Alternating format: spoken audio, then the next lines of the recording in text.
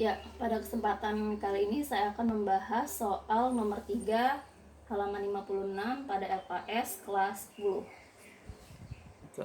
Dan ini soalnya ya. Ini soalnya ya nomor 3.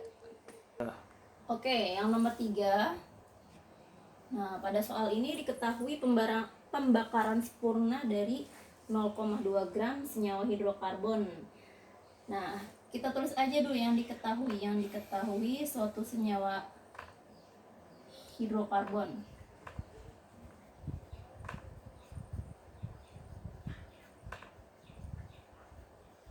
Nah, tapi senyawa hidrokarbonnya ini belum diketahui rumusnya seperti apa. Jadi, saya misalkan rumusnya CXHY. Nah, sini diketahui dia sebanyak 0,2 gram masanya. Selanjutnya yang diketahui senyawa hidrokarbon ini dibakar sehingga menghasilkan CO2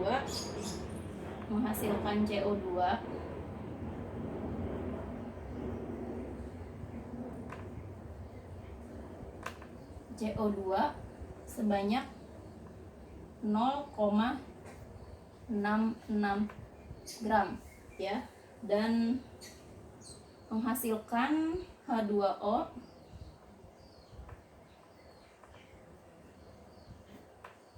sebanyak 0,18 gram. Nah, untuk MrCO2-nya itu diketahui 44 dan MR-nya H2O sama dengan 18. Gitu. Yang ditanyakan adalah rumus empirisnya.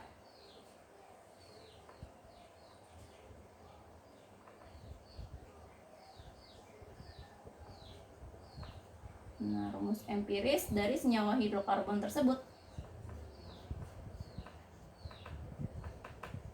Nah, berarti kita harus menuliskan persamaan reaksi pembakaran dari senyawa hidrokarbon ini. Kita tuliskan ya.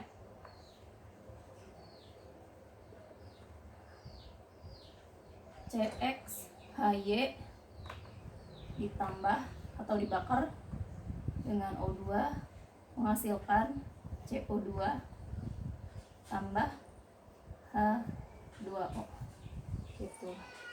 Nah, CO2 masanya sudah diketahui ya, 0,66 gram. H2O juga masanya sudah diketahui 0,1 gram. Berarti kita harus menghitung molnya dulu. Mol dari CO2. Mol CO2 berarti massa dibagi MrCO2. Masanya 0,66 dibagi MR-nya berapa? 44. Nah, sehingga molnya CO2 berapa? 0,015 mol. Gitu. Nah, sedangkan mol H2O sama dengan masanya berapa? 0,18 dibagi 18 sama dengan 0,01 mol. Nah, perlu diingat bahwa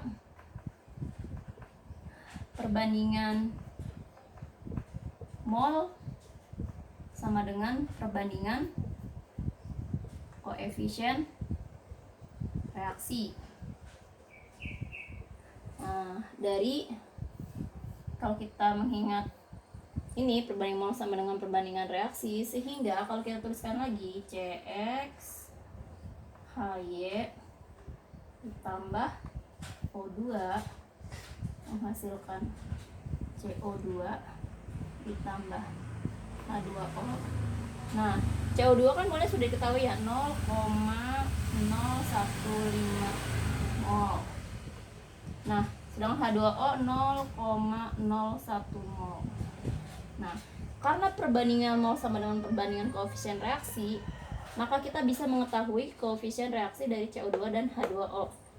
Nah, supaya angkanya bulat sederhana, kita bagi dengan suatu bilangan 0,015 dan 0,01 dibagi angka yang sama, yang bisa dibagi keduanya, yang bisa membagi keduanya, maaf.